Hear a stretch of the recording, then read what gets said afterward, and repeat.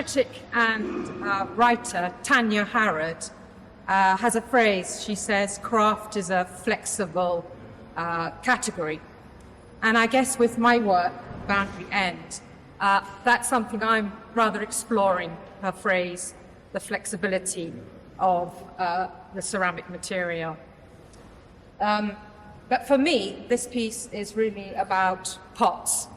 It's about domestic pots. It's about that live in our domestic environment, usually the preserve of women. It's about them coming out and being put into the gallery. It's about them coming out and being put in the landscape and now in the same domain as architecture. So that's my personal view of Boundary End. But of course, that's not an idea that I aimed for head on in the making of it.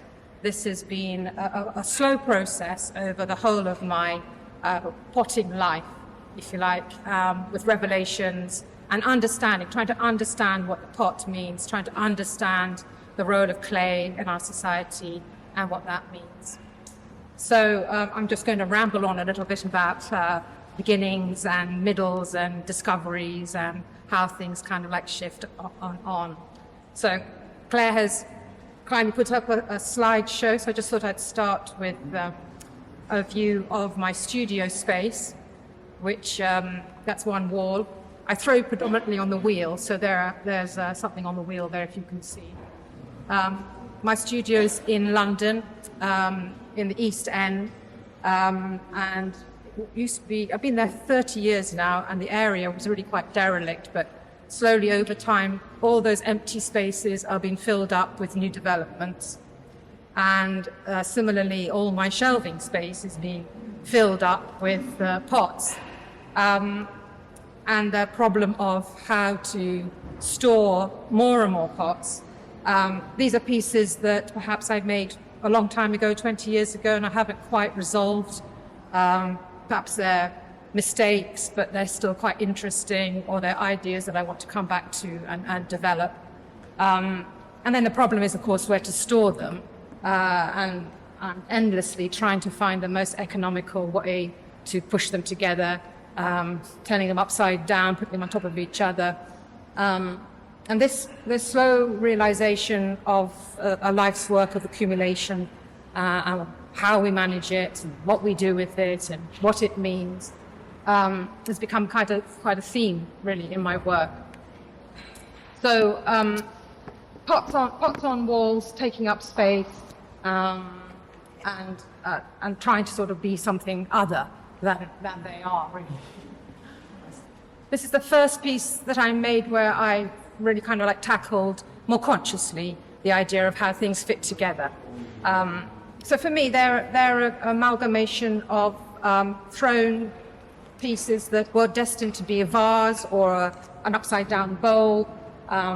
My practice is very much split between making additions of tableware, practical bowls, jugs, vases, mugs, and that practice carries, I still do it. And in fact, as soon as I go back to my studio, Monday, I've got 90 jugs to make for a gallery in Hong Kong. So that's fantastic, but it keeps coming back into my work. I don't leave the throwing of simple domestic objects around. But there is another life to them, and I've been putting them together and thinking a little bit more about what their function really is. Is it really necessary in today's mass world to still make studio pottery, to still have the labor involved in the making of that? So all these are kind of like musings and questionings that go on inside my head, and certain pieces, they come together as a kind of like a holder of those ideas.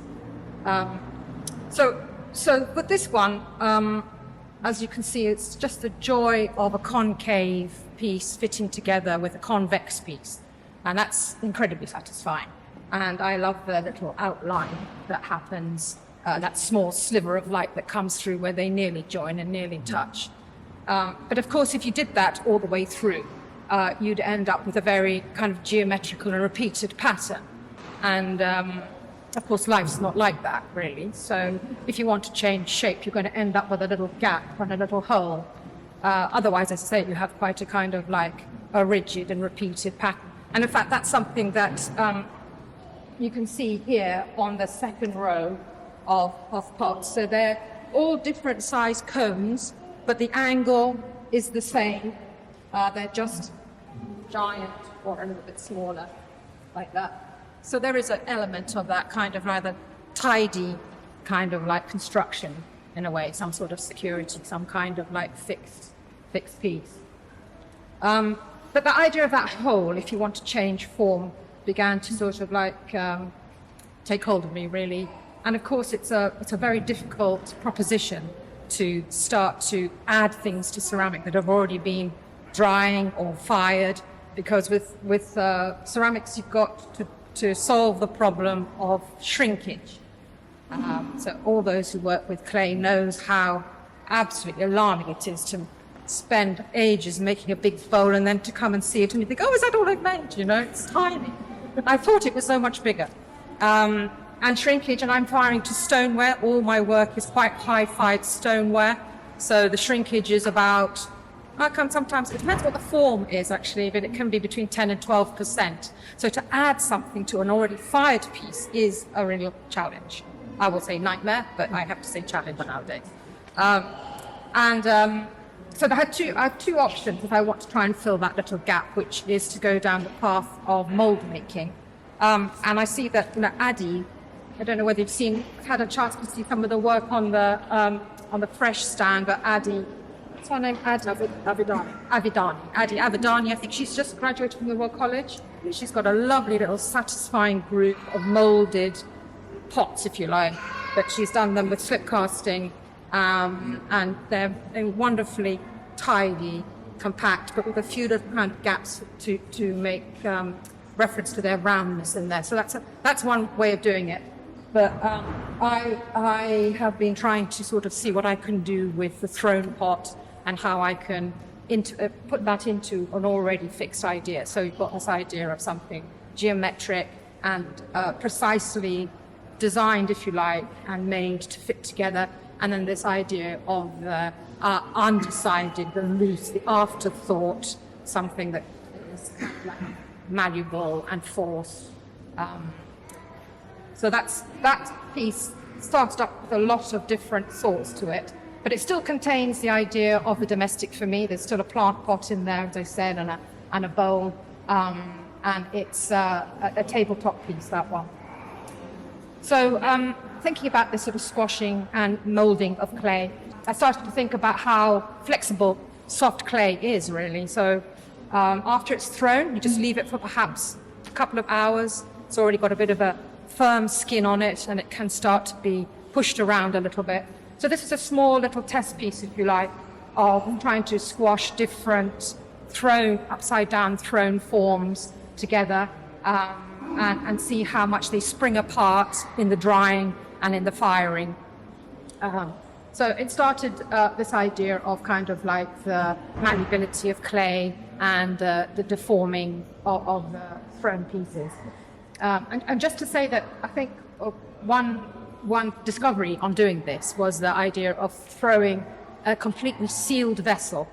So you start up on the wheel, you make a large vase shape, and you bring the rim together and seal it up.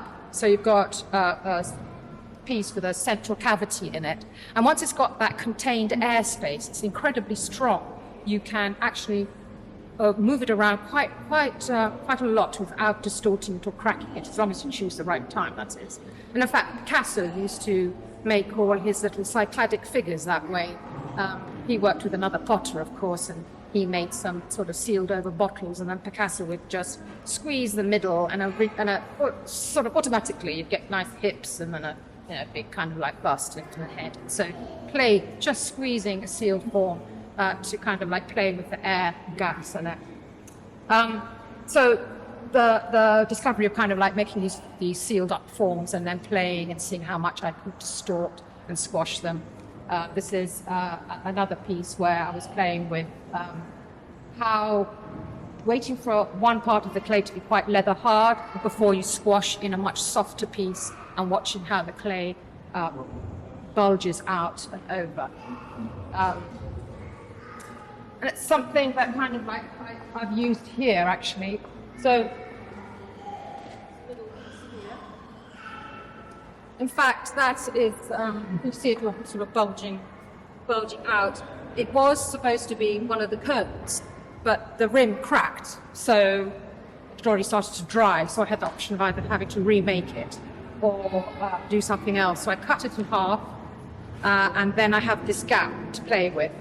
I made an oversized, sealed up pod of clay, if you like, pushed it in, and then crushed it against the sides. So we've got a kind of like a piece that's not fitting, bulging over the edges, and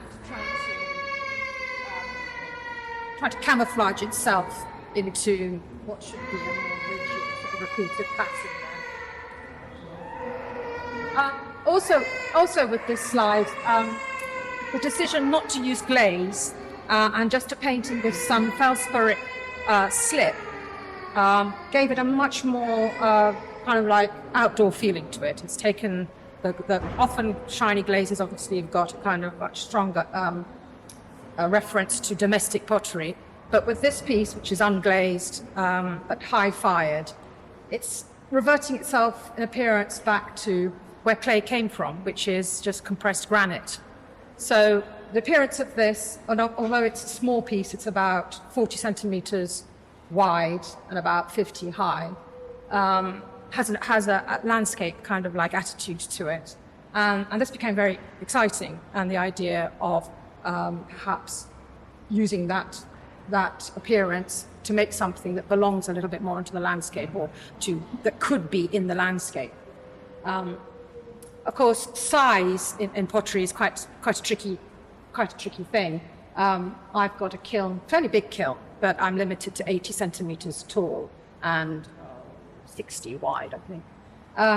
So if you want to make big ceramic pieces through my practice, it has to be through composite pieces. And you have to either try and make things that slot together perfectly, or you just display things in an amalgamated form to create a bigger concept and a bigger idea. So this is called style, and for me it really has a kind of like a relationship with a dry stone wall and perhaps a passage through a barrier. In fact, in dry stone walls in the countryside, where they should be, they often create little gaps in the stone wall, and they're called heartings, and they're to allow voles and little creatures to cross territory, which is rather a nice sort of like idea, isn't it? A nice relationship with nature.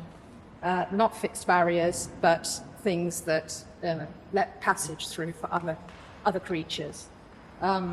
So yeah, that was quite a sort of seminal work, and it brought up lots of sort of thoughts about expansion and about the outdoors and about putting ceramics somewhere else other than inside. And then I can't remember what ceramics. Yes, Evelyn. Surprise for me, yes. So here I had an exhibition. According to this, field works. So one section has got a group of works that have been pushed and squashed and forced together to create a very precise arrangement of pots.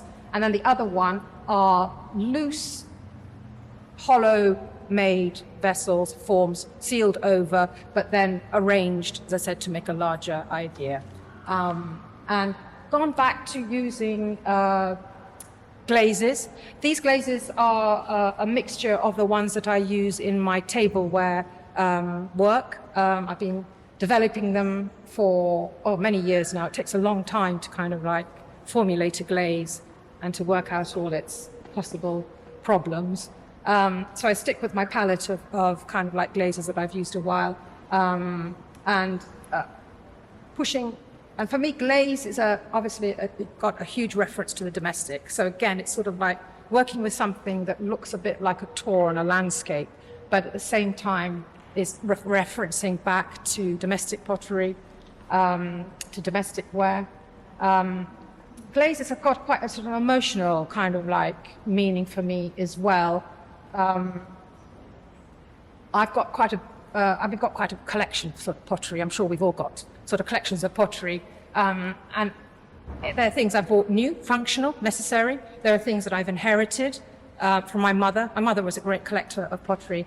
And in fact, when she died, my sisters and I, it was the only thing we argued over was who was going to get the plate that always was used at a birthday. You know, it was a terrible argument, that, and we had to barter hard. I don't think I won it in the end. But so there are those kind of ritualistic memories. It was a wonderful big yellow dish. So by using that glaze, it's a memory back. It's honouring her, and I think that the ceramics holds quite a lot of memories from ritual and shared use. It's also something that obviously has a great tactile and immediate sensation, so they're things that you remember just through touch. So glazes, for me, are used in a way to sort of like bring the domestic out of just the kitchen, but into a sort of a bigger emotional and physical landscape. I decided with Hackens, I did have a lot of thought about whether I would glaze this multi-glazed. Weeks and weeks of staring at it and trying to decide what to do.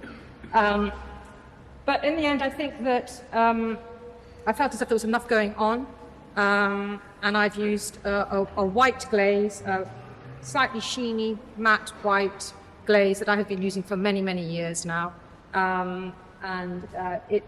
It means that the divisions between the pieces, I think, are a little bit more obvious.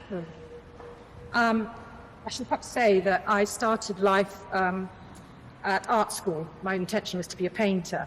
But after spending hours staring at the blank canvas, I just felt as I had to do something. So I took up pottery, and then the fact that you can't do anything unless you just start making just took over. And in that making time of making form, you've got the thinking time of the surface and what you're going to do with it and how it's going to look.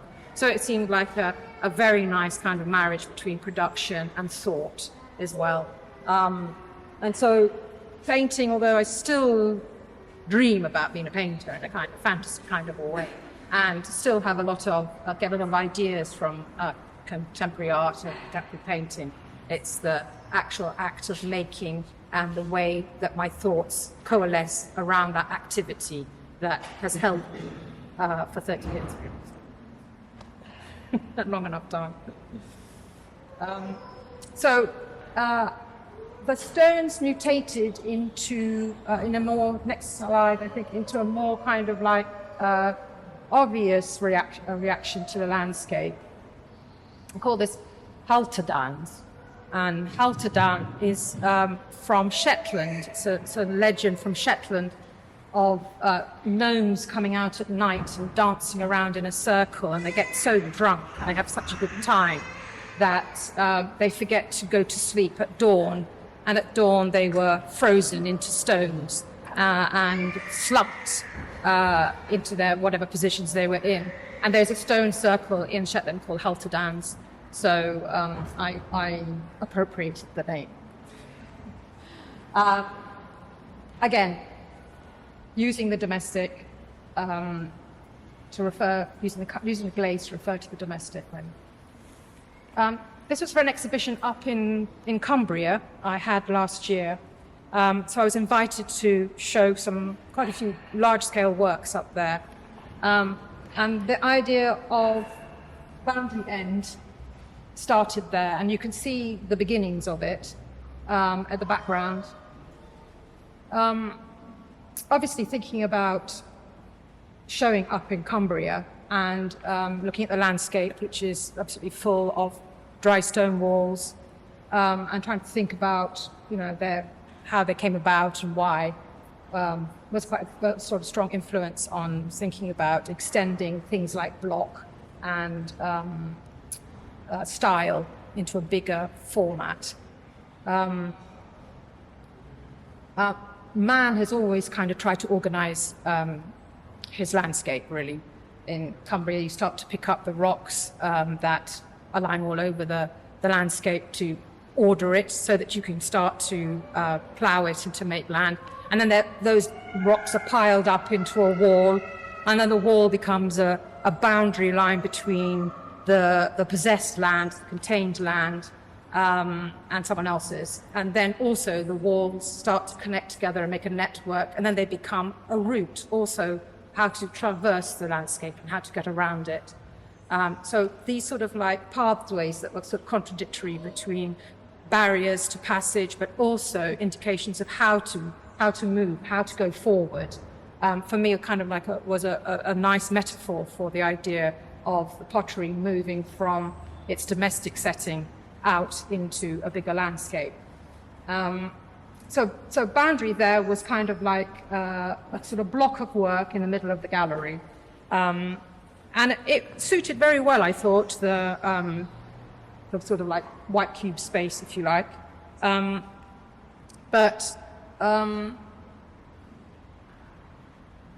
I think that I wanted it to be a bit more than just that. I wanted it to have a little bit more of a disruptive power. I thought it could go further. So with this proposal for Boundary End, the challenge was to then try and make it take over and exist in the domain of architecture. So we've got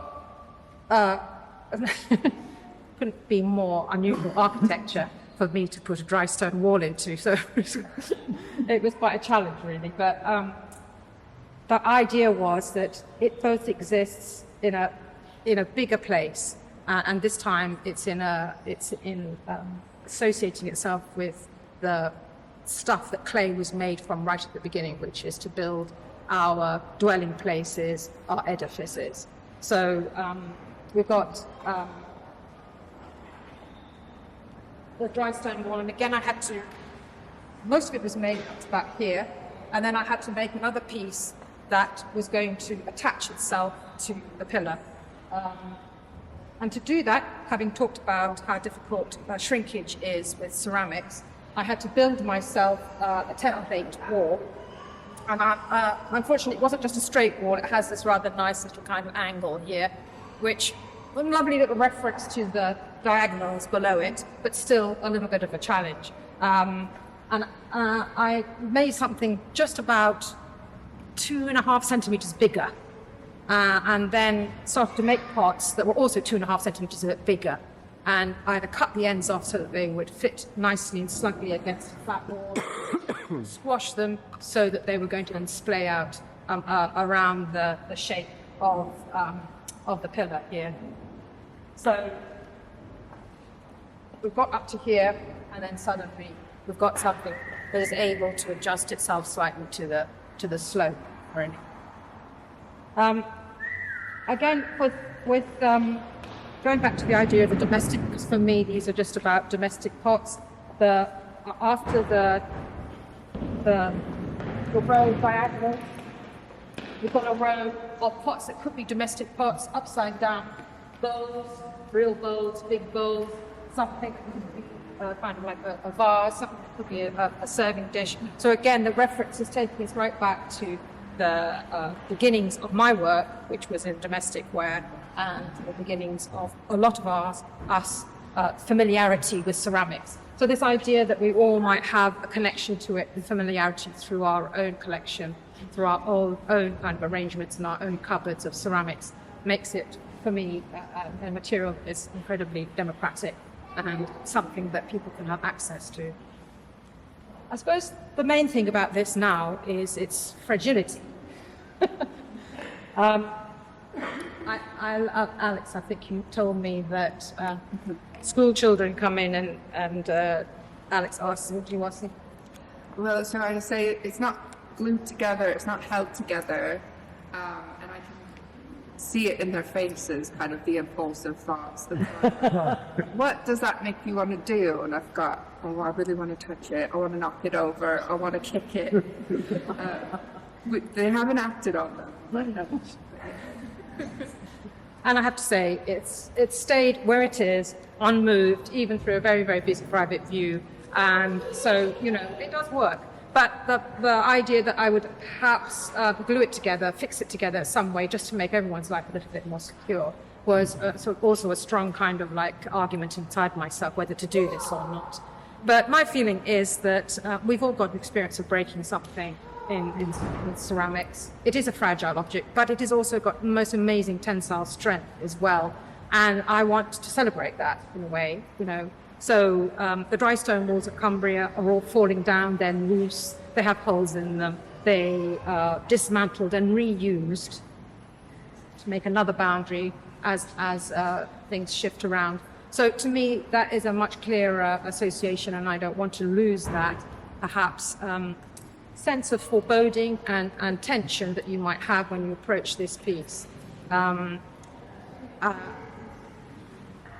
Boundaries can be really frightening propositions, can't they, especially at the moment? And but it's important to know that they shift and they can change, and they're not fixed, and that they can adapt against other edifices and other bits of material. So keeping them fragile like this, although it's quite a nice kind of like, you know, sort of like fear in the throat kind of feeling. But I think that's much closer to the meaning of the material and to actually, you know, how perhaps we might live our lives in a way as well. So I've resisted the temptation of that, but I have amazingly managed to balance, especially the top, which I might call coping stones, if you like, together. So the fact that they're squashed and pushed against each other creates a little bit of a dent and a catch to them, and a sense that perhaps they've been held down with those top malleable, the pieces of work that are mutable, that can be changed, that can be adapted to any shape, unlike the very forced and rigidly symmetrical forms that you make on the wheel. So putting them both together for me was an important kind of metaphorical kind of like idea.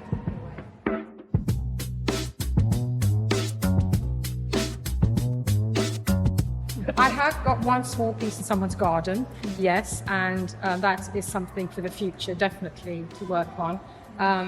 It's stoneware ceramic, so it's frost-proof, that's not a problem.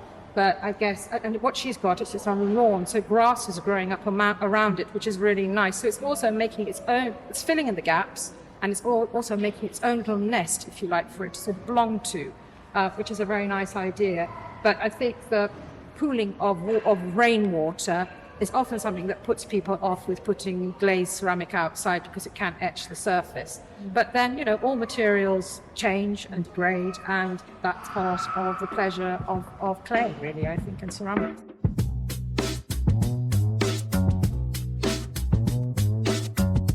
Most of these are glazed on little tripods in the kiln, so they're totally glazed.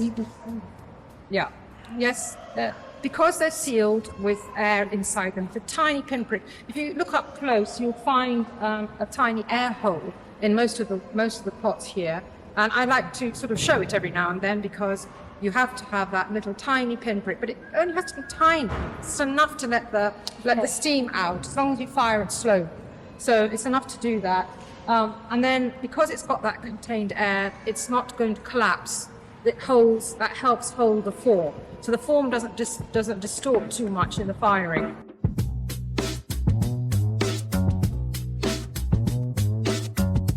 So I did start with a little sketch, kind of like a continuation of style, if you like, with the idea perhaps to make some more holes in it. But I got quite carried away by sort of like the exactitude of joining things. And to make something in appearance to be a barrier and a block. So I got rid of the holes. So I did do a sketch which just kept growing wider and wider, and until I thought, well, I've got to stop at some point. I better start making. And in fact, the making started with this row. The first row was this one. And that was just making lots of different domestic-ish shapes, bowls, kind of like an upright thing, convex, curves, concave, and then fitting them together, and then realizing I had to make one this shape. So some of them were kind of like spontaneously thrown. Others then had to be measured, and I had to kind of like make sure that I threw the inverse curve. Sometimes I make a kind of template of the profile of a pot and inverse it and then throw to that template. So some of them took a long time, others were very sort of fast. And then that was put on a table at the same level, and then the top layer of, if you like, coping stone was made. And then I moved down to the base level. And I think perhaps in retrospect I could have gone on and made another base and another base, so it could be much taller, and maybe that's going to be its third iteration. I don't know, something sort of like really you can't see over, which might be the next sort of like idea. Yeah.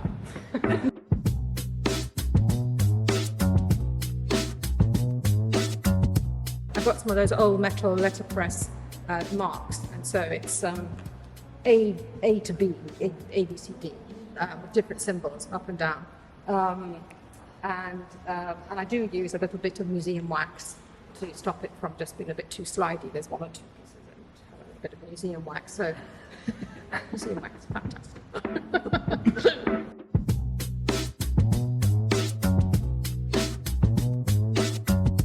Yes, so after I made them as pots, then they were all, both bottom and top, was all sealed over. So another slab of clay or a thrown slab of clay was made so that they're both got the top and the bottom, if you like. So they're all hollow objects.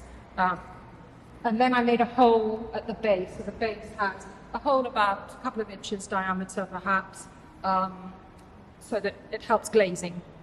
Otherwise, very big pieces are quite difficult if you want to dip them wholly in one glaze. The top ones are used with... So you just put your finger in it? That's right. You can hold it like this and just push it right down. And the bases are not glazed. But for the coping stones, if you like, they're glazed with tongs dipped in glaze and then put on a little pedestal. So, yeah, I'm not a hugely kind of technically planned person. So these things are the things that you kind of like discover as you get along. And when I start a new piece, I have to go back into the thinking of that, because it's very easy just to spontaneously start making something and then realize it doesn't fit in the kiln, or you're not going to be able to glaze it now. So those things sort of come during the making of it. Hence, a lot of leftover pots in the studio.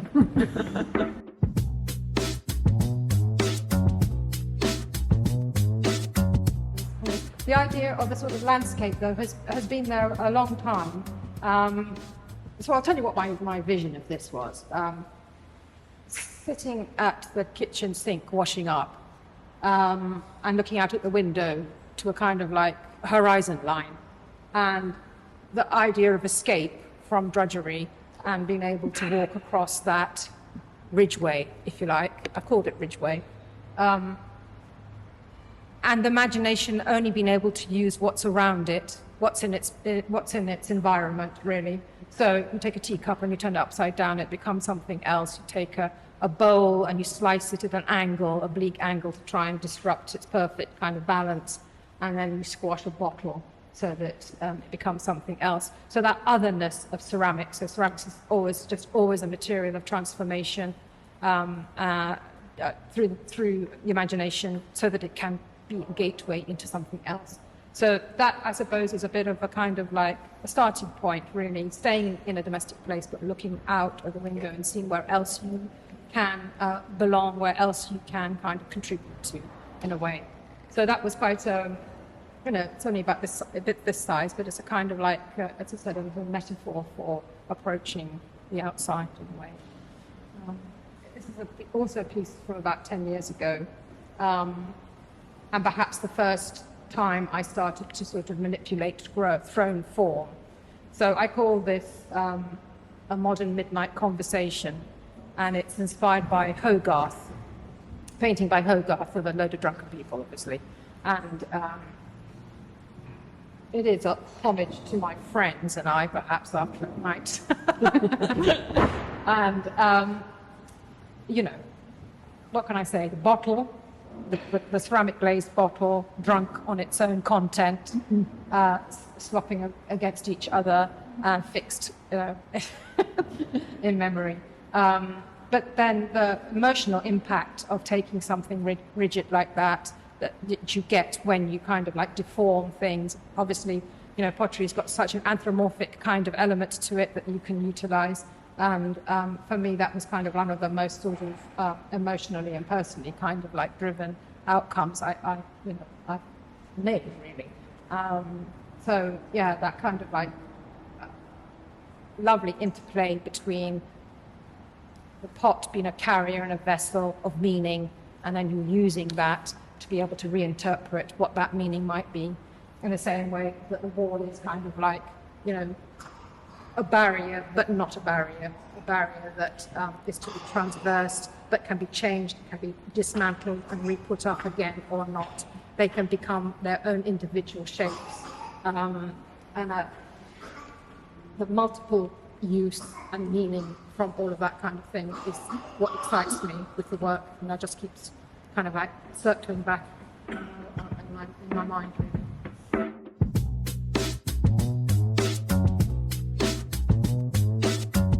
So they're thrown with the lids, completely again, sealed forms. Yeah. And then after about half an hour, I can pick them up, and I only had one go at it. Yeah. So, they're plonked on top of, one is put on the lie down on the table, and then another one is plonked on top. Yeah. And then others are sort of squashed together. I think the ones at the far end, I waited till the end one was a bit drier so that it could squash the second one in a little bit more. But they were all done soft. Yeah. And as I said, I only had one go. Yeah, maybe without turning them. Once you're turned, they're very hard, and they can act as a nice kind of like a rigid side for something soft to hit against, but they're not going to both shape. So mostly they're both being distorted by each other if you keep them soft like that. So yeah.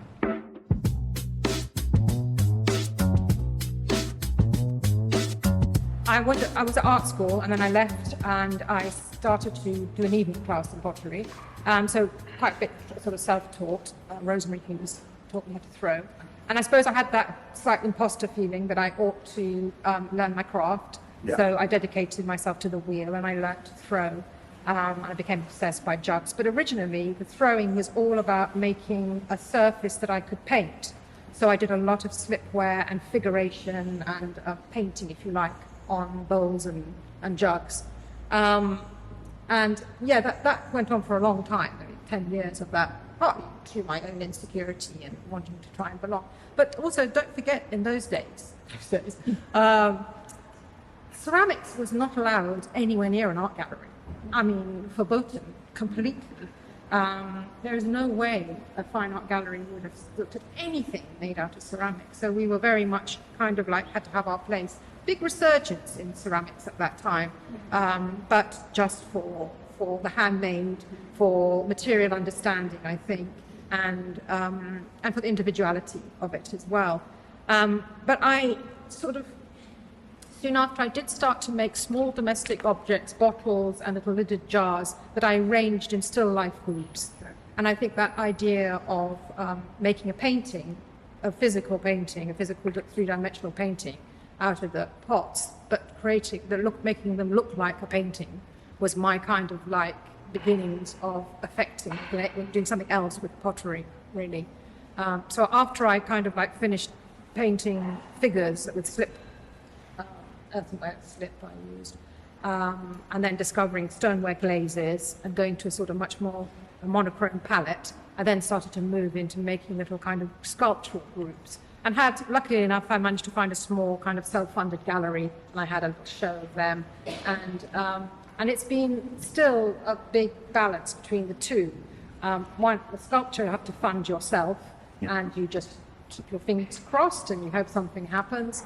I get very excited when I'm invited to have a show, and that's what really spurs me on to make a body of sculptural work. The bottles that you saw, and the little landscape came because I was invited to do an exhibition in a small artist-run space.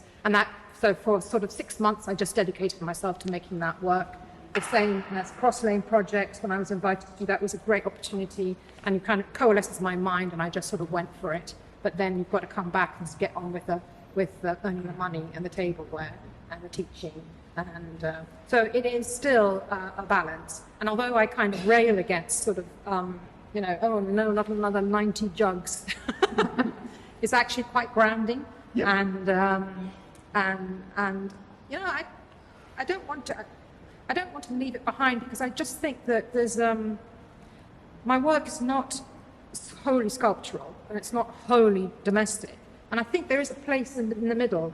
There's a place for ceramics that doesn't need too many kind of complex references and conceptual ideas. It doesn't need that, but then it's not just about the function either. You can have something in the middle, you can have something that the function has got enough metaphors for me to be able to hold its own. And it's been absolutely wonderful here, except for writing the statement, which I can't bear doing, and takes me forever, and Rihanna just on and on and on at me, because I'm just really don't want to fix it down to just a few sentences of what it's about. It's important that it stays open, but it's also important that you have an immediate reaction to the work without the whole museum kind of like story to begin with. I mean, I think that they really add, and then things develop the more you read about it. I'm not against that at all, but I just think that the first, I think it's got enough metaphors in itself to be able to hold something in it. And for me, it's important to have some sense of mystery about it. You know, how did that kind of thing make? How was that bit, whether it's that making, how was that made? But also, you know, well, why did you put this part in with this lot of stuff, you know? And then perhaps thinking those questions through and coming up with the idea. So, yeah, I want to, I suppose, stay in this middle ground, but it's quite a lonely place. But, you know, as I said, 20 years ago, there was not a single piece of ceramic sculpture in the art galleries, and now look at the world, you know, like, it's incredible. In fact, you know, all the sculptors are taking over with clay. Thanks a lot.